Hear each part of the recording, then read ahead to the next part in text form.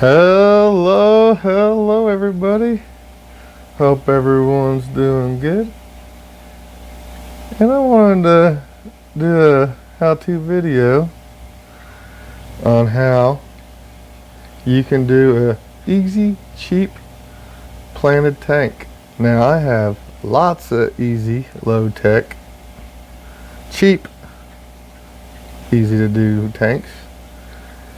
And I actually maintain 27 low-tech planted tanks, and I've come up with the plants and my water conditions and stuff and equipment that seems to be a success, at least for me. So I'm going to share my experiences with you guys, and hopefully you can get a nice lush green tank like this, I guess, for cheap and easy. First we'll start off with the equipment, and I'll show you how to save money on that. So the most important piece of equipment on any planted tank is going to be your light. That is the most important, that's the piece of equipment that you need to put your most time and effort into figuring out. And for the type of tanks that I do, all low light plants, no CO2. I don't even put fertilizer in any of my tanks anymore. Sometimes I'll put a little bit of fertilizers in new tanks to get them going, but once established, I never add any fertilizer. And just a quick note, some of these tanks I'm going to show you today, a lot of my tanks are overgrown right now, but I kind of like them that way. And so we'll talk about a bit of everything. But back to the light. Now the light I use, the lights I prefer to use they're called Aquaneat is the name brand.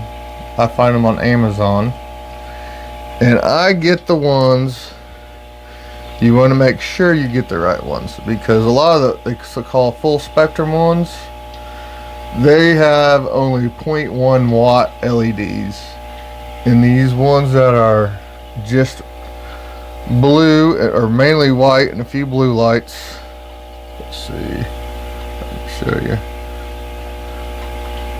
just white and blue lights like that are the ones that are 0.5 watts per LED, and they have, it depends what size you get, but this is a 40 gallon tank, so this is a 3-foot light, and you can even get like 24-inch lights that'll fit on a 30 gallon tank. You can extend the arms out a little bit, but the light is what you need. And the trick with the light, why that is so important, is if you get something that's too bright, all you're going to do is fight algae issues, because you need CO2. You got a bright light, the plants are going to want to grow fast, so you need a super bright light and ferts and CO2. But we're trying to do cheap and easy, so we don't want to do all that. The good news is, a light like this, now this is a budget light, and I mean I have 27 of these tanks running, so I can't just go out and buy the best of the best for all the tanks. So Aquaneat works good. You get, at least, as long as you don't get them splashing, like if you have a bubble, if you have air stones, or if you have air powered sponge filters, you're going to get a lot of that splash, and these will not last very long at all if they get splashed on. But if they don't get splashed on, I've got some that have been going for 3 or 4 years still. But so there's better lights out there, but this will get you started, and if it does, it'll last you at least a couple years. And I think they're around 30 bucks for this one. So I mean, there's way more expensive things out there than the light. And then for the other rest of the equipment, light is by far, I can't stress that enough. Is your light setup is by far your most important piece of equipment when you're starting a planted tank of any kind. Not just a cheap, easy, low light, low tech tank like the ones I have. And then tank itself. This is a 40-gallon tank as an example, and you do the Petco and they have their $1 per gallon. A lot of them won't do the $1 per gallon on 40s, but they will do 50% off. And so I think 40-gallon tanks are between $90 and $110, so you're looking at $45 to $55 if you get it on the $1 per gallon 50% off sale. So then, you know, you're not talking a whole lot of money. Now, filtration. On my tanks, I use a number of different types of filtration. It is, on these I use sponge filters, but not powered by air, powered by a power head pump. So that pump going through the water, and then here's another filtration setup that I use in another tank. This is a 75-gallon tank, and that is an Aqua Clear 110. And on the input, again, it's going to be hard to see, there is a great big sponge, full-size sponge filter on the intake, and that's the same, but it's grown over with moss. So filtration options, I prefer a powered filter other than air powered, but air powered will work. But I personally, since I have so many tanks, the loud bubbling and the splashing, the humidity issues from the splashing and splashing on the lights, I prefer the power filter route. And so all my tanks now have power filters, some form or another. Even when I go with sponge filters, they're sponge filters with power head pumps, or just regular pumps, water flowing through sponges. And now for substrate. Now, you can go a lot of routes with substrate. You can go dirted, eco complete, buffering substrate for different kinds of shrimp that you might want to have, but I'm not going to get into all that. We're doing cheap and easy, and in almost all my tanks I have black diamond blasting sand. It is coal slag that I get from Tractor Supply, and I pay, it's around $9 or $10 for a 50-pound bag, and a 50-pound bag gets you pretty far depending on the size of the tank you're doing. So 40-gallon tank, $9-10 for substrate, and you're good. So that's the cheap way to do it and the easiest way to do it. So we're going to stick with that methodology here for the sake of this video, and it's what I use in almost all my tanks. So that will be good. Now, probably one of the next most important steps is selecting plants that will grow under the conditions that you are giving it. And so here, these are plants that thrive in low light, look interesting, and do good. So, I mean, what you really want to avoid is getting plants that need high light and CO2, because you're not, if you're going the cheap and easy route, you're not going to want to do all that. So the thing to keep in mind is plants that do good in low light, low tech conditions. And This is the part of the video I'll show you what I have. This is what works for me. I have hard water, and so I prefer,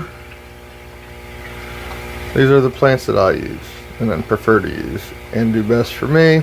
I've tried dozens and dozens of plants, and I've had several fail, and I don't use those plants anymore. But when I find one that works, I stick with it and find a way to incorporate it into my other tanks. So, quite my favorite plant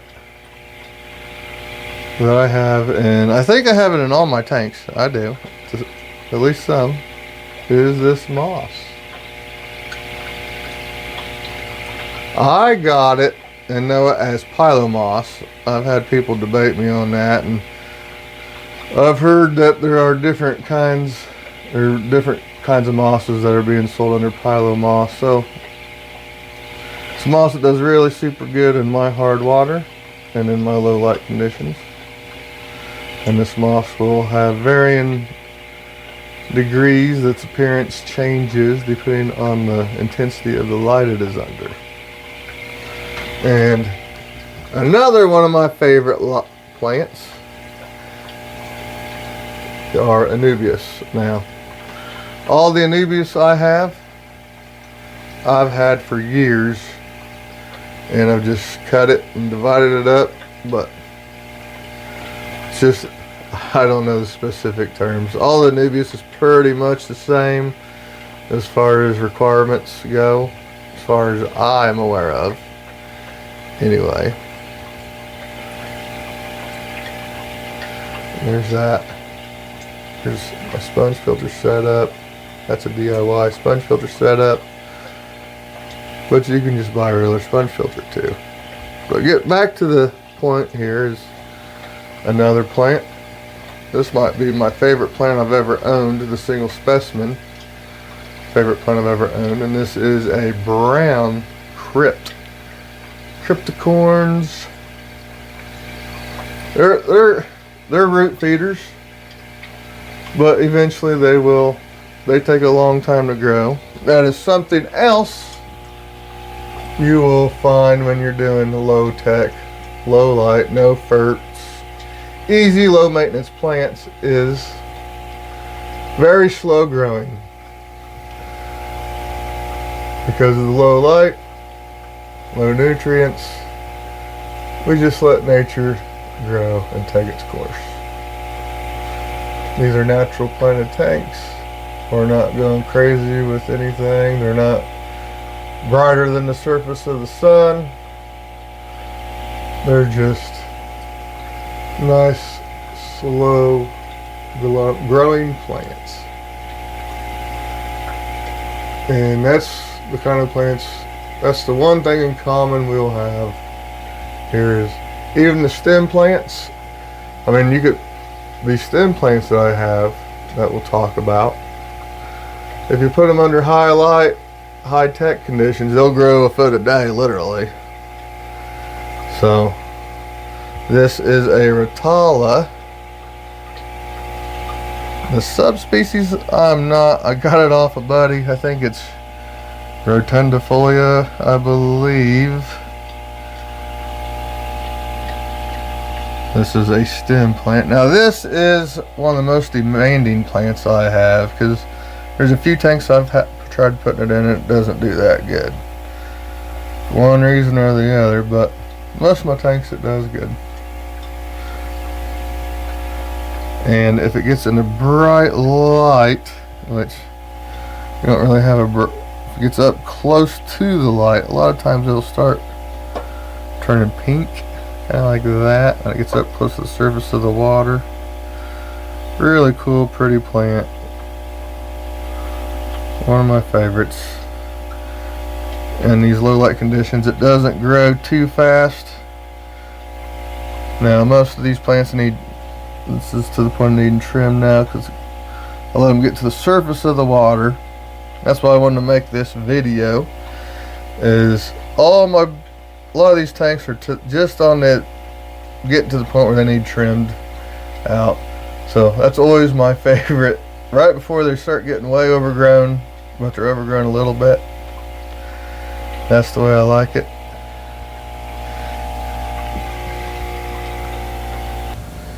And now we'll come back to this tank, and again you see Anubias, great big huge piece of Anubias in this tank. But one of the easiest stem plants, and it even still grows, even in my low light tanks it grows pretty dang fast, so I've kind of cut back on its usage because I have so many tanks. I'm trying to keep maintenance low on them. But this is Ludwigia repens, and it's a narrow leaf variety. This particular plant that I have. And as you can see, when it gets high up close to the light, so in higher light, it turns red. And I mean, this is like the holy grail of low-tech plant lights, is getting a red plant. Because lots of plants will go bright red if you flood it with light and pour tons of CO2 on it. But we're doing cheap and easy. And this is the best red I have found as far as cheap and easy, low-tech, low-light, no-fert plants go.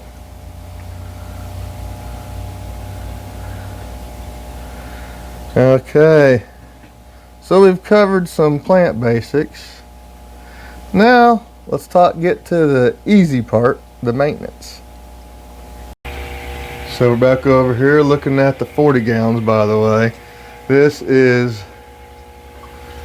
a rack of 8 40-gallon tanks, 2 wide, 4 high, from the floor to the ceiling. We have 40-gallon tanks. So now these tanks, if I had to pour hours and hours into each tank every week, that wouldn't be doable because I work a full-time job. I'm even on the road most of the time, so I'm gone half the time. So I need something that is easy and low maintenance.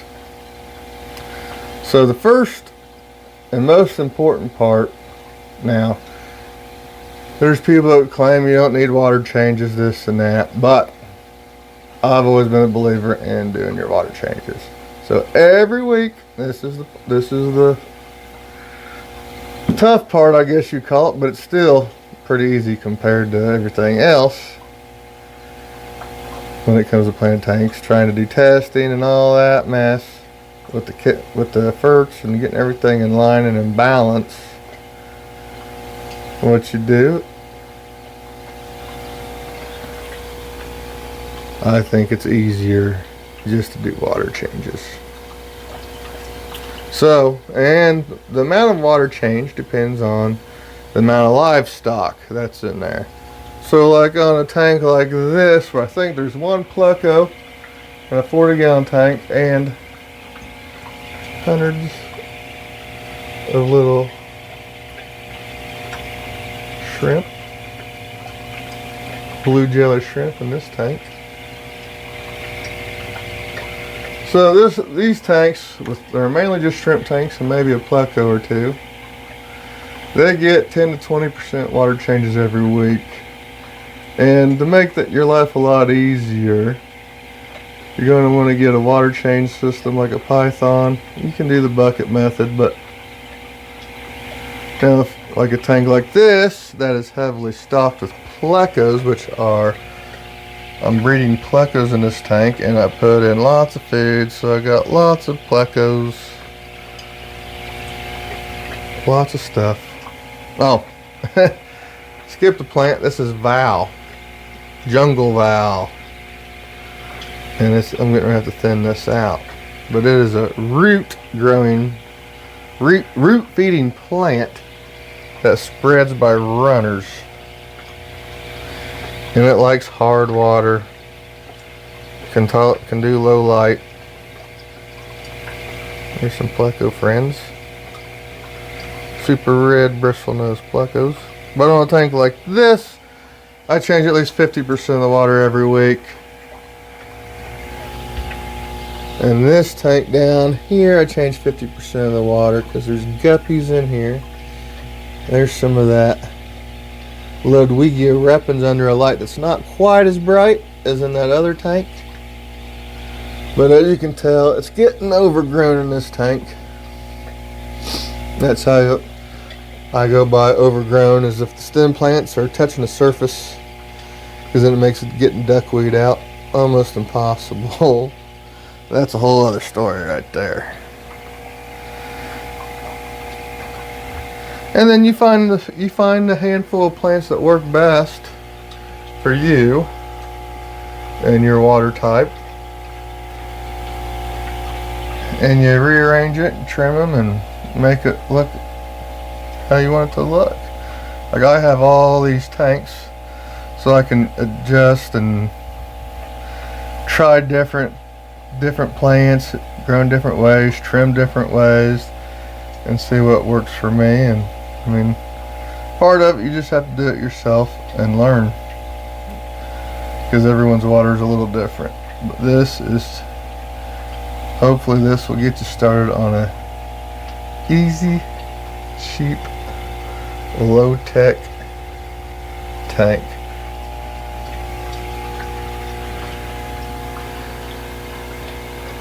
Now the other maintenance is about once every 2 months or so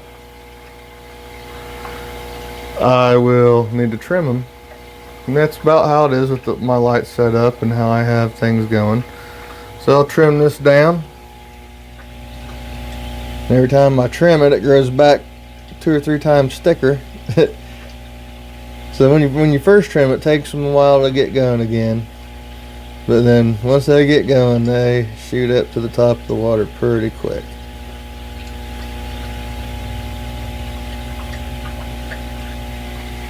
And then that will take us into livestock selection. Now that's important, because you're not going to want to spend all this money on the special light plant, or special light for plants I should say, and then you spend money on all these plants, get them to live. Livestock selection is very important, because do your homework. You don't want to spend all this time and money and effort in setting up a planted tank and then get something like a silver dollar or a severum that's just going to tear it all up and eat every piece of plant you've just put your time and money into. So do your homework. Silver dollars and severums, I know, infamous plant eaters. So in my tanks, most of my tanks are meant to be breeding. This is like fish room tanks, but I try to make them look a little nice. So, breeding super red plecos, regular plecos, breeding shrimp, breeding guppies. Let's see if we find a good boy there. There's a good guppy right there. Midnight blue Moscow guppies in that tank. So that's what you're looking for. Something that's not going to be boisterous, digging stuff up, eating plants. Something that gets along with plants. And then another consideration is I don't vacuum my tanks. These are planted tanks. The mulm and stuff gets collected down onto the substrate, and you want that broken down. If you're going for the natural, these are not African cichlid tanks where you have 5,000 gallons per hour being pushed everywhere and power heads and making it pristine. These are low-tech planted tanks. Plants like some mulm and muck and stuff. But what you want to do when you do that is select your livestock. So your main livestock, like the biggest thing you're going to have, well, the biggest thing I have are guppies and plecos. And then the cleanup crew, we have shrimp, this tank, thousands and thousands of snails. I see people crying about snails all the time. The snails will only amount to how much food you throw in there. So in a tank like this where I'm trying to breed super red plecos, and I have probably 120 babies and 15 adults, or 5 adults, 15 sub-adults, and 100 and some fry right now in this one tank. I throw in a lot of food, and so I get a lot of snails. And I'm trying to breed make a lot of snails, or not. I'm not trying to make a lot of snails. I'm trying to make a lot of shrimp and plecos and guppies. So I throw in more food than a normal person would in their tanks. So I end up with snail issues. Lots of snails. Look at this crypt. Now mind you, patience is key when you do low tech, because it's low maintenance, cheap, also means slow growing for the most part. This crypt is 3 years old in this spot right here, so taking up most of a 40-gallon tank. So that's some of the plants that you want to use in the maintenance cycle, and so you can expect to trim the plants every couple months, maybe more if you have faster growing plants, maybe a little more light. But in my situation, it's every month or two, every couple months I got to do some plant trimming, but it's not that big of a deal. Weekly water changes, and everything gets fed every day. I feed everything once every day. I guess that could go in the maintenance category. These are called Bloody Mary shrimp, and I have some long fin green dragon plecos in here that are always hiding, so they're probably not going to make an appearance. But that's pretty cool stuff there. So in this video, I've covered the stuff you need to do a low tech, easy, cheap planet aquarium. I've told you what kind of equipment you need, giving you specific solutions to the equipment issue, light being the most important equipment choice that you're going to make when it comes to any planet tank. And then, of course, probably the second most important aspect is selecting the right plants for the environment you plan on giving them. Select the right plants. Do your research on plants. I've given you some examples that work for me. You can try those. Livestock. You don't want to get critters in here that are going to destroy your hard work by digging them up, tearing them up, eating the plants.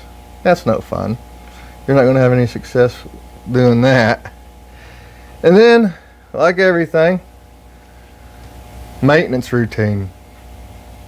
You've got to stay on top of that. You can't, now that's the thing, you can't let it go. I mean, I've had times where life has gotten busy and all I've done is water changes for 4 or 5 months at a time, and the tanks are just great big masses of plants, overgrown, horrible looking, just looks like a mess.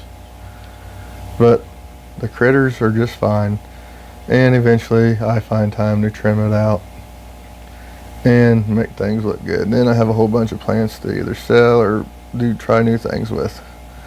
So you got the picking out the right plants and the maintenance, staying on top of things. So I think I've covered a pretty good part of it. I'm sure I've left out things. I've made videos. I've made hundreds of videos on everything. So if you still have questions, go through and search my old videos. I'm pretty sure you find something that answers your questions, or comment, ask a question, and I'll do my best to get back with you. Hopefully this video taught everyone at least something. So, and if it didn't teach anything, maybe it was entertaining. So I encourage you to, if you haven't already, subscribe. And thank you guys for watching. Bye.